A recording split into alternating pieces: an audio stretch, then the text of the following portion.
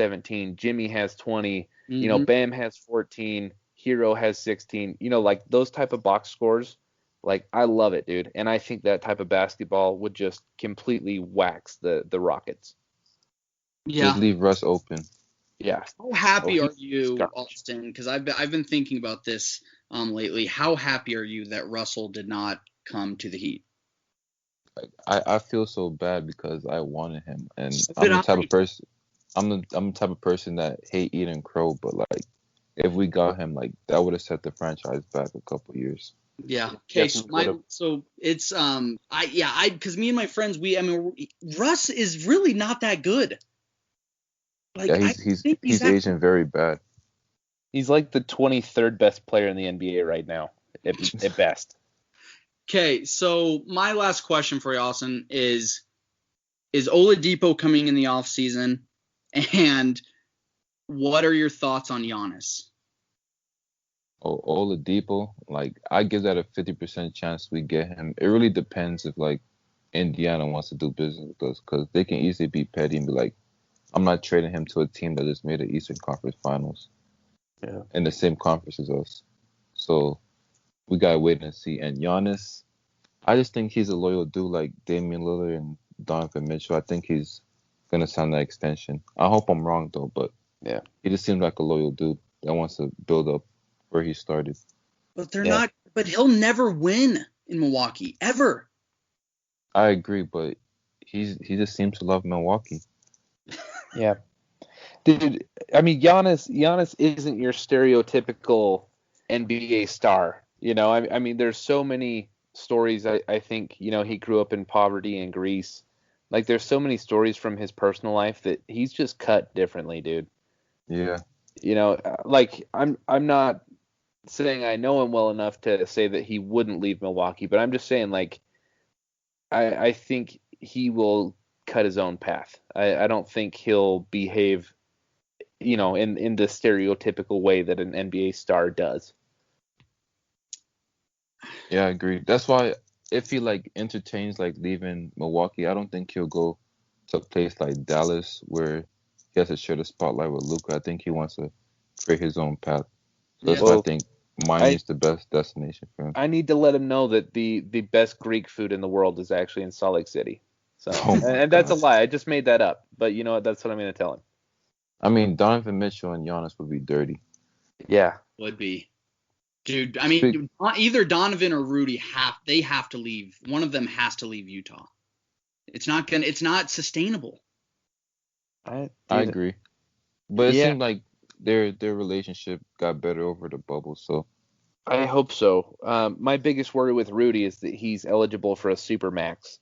And I don't know how the conversation will go when Jasmine has to sit him down and be like, hey, look, Rudy, like, I know you earned this extra money, but you don't deserve it. Like, supermax is reserved for top 5 players. I'm sorry. Yeah, no, I think I have a list of 8 that I'd give it to. And my cutoff man is Damian Lillard. So, like, I would not give it to him. Yeah, because I think Washington gave one to John Wall, and look at that situation. Yeah. Oh, that's so sad. Yeah.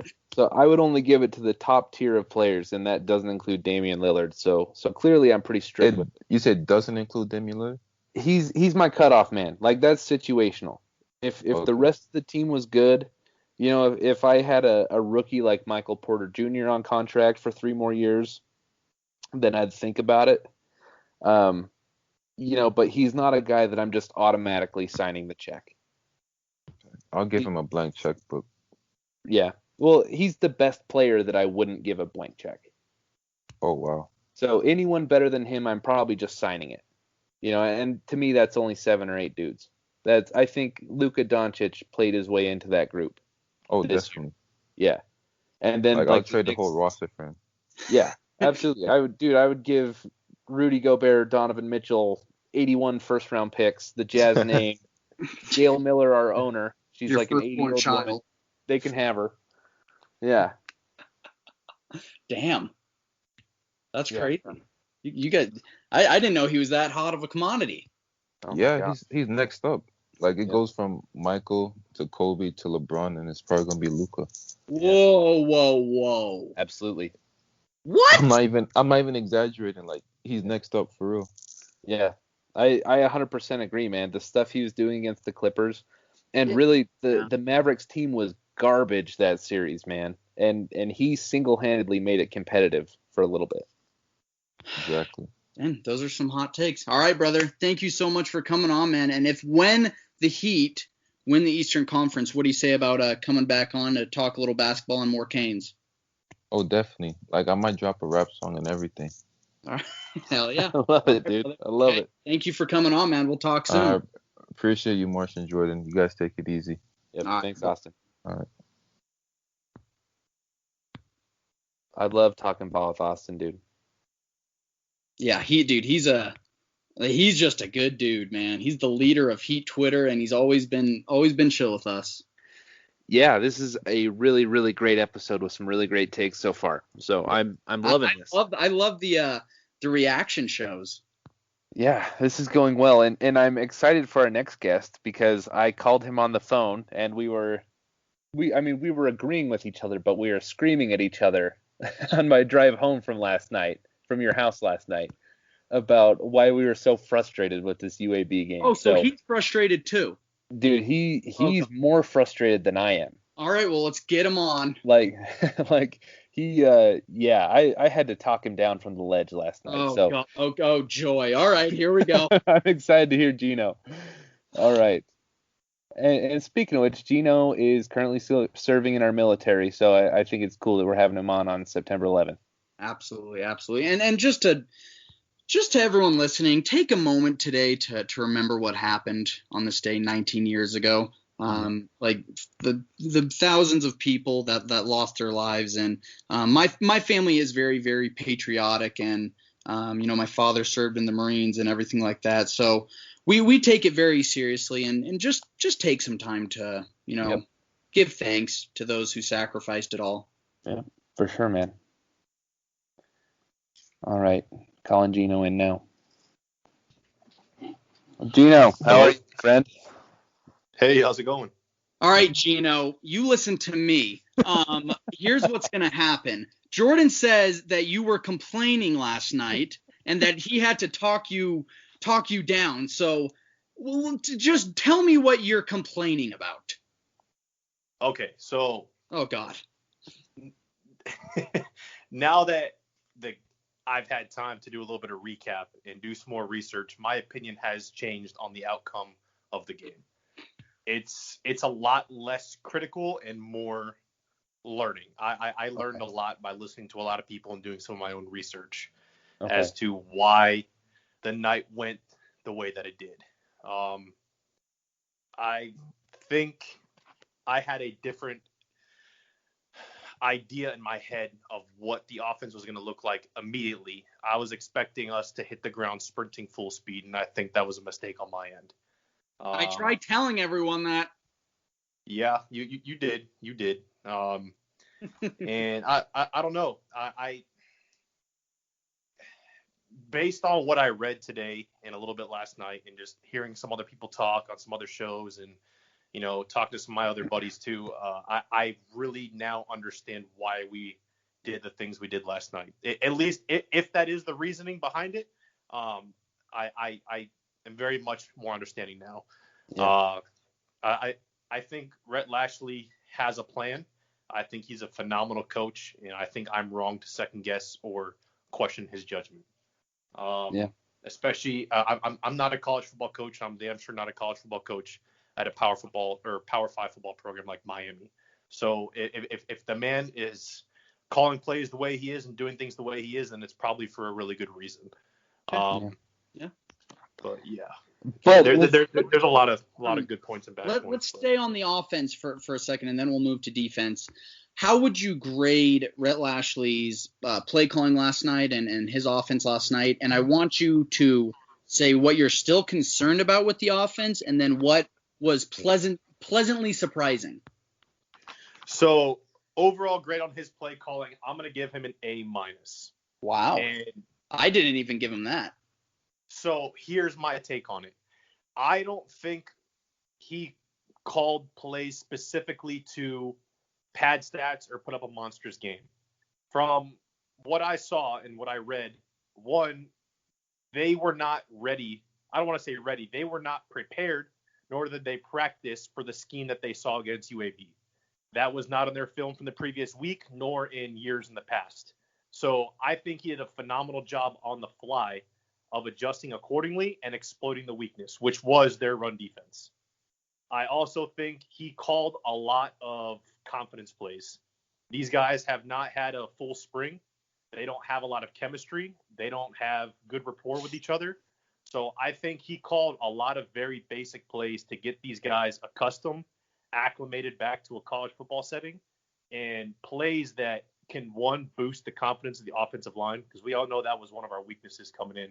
Mm-hmm. And I think when you run the ball 55, 56 plays in a game and rush for 330 yards, it's going to put a lot of confidence in those guys. Yeah. So Gino, I agree with you actually. I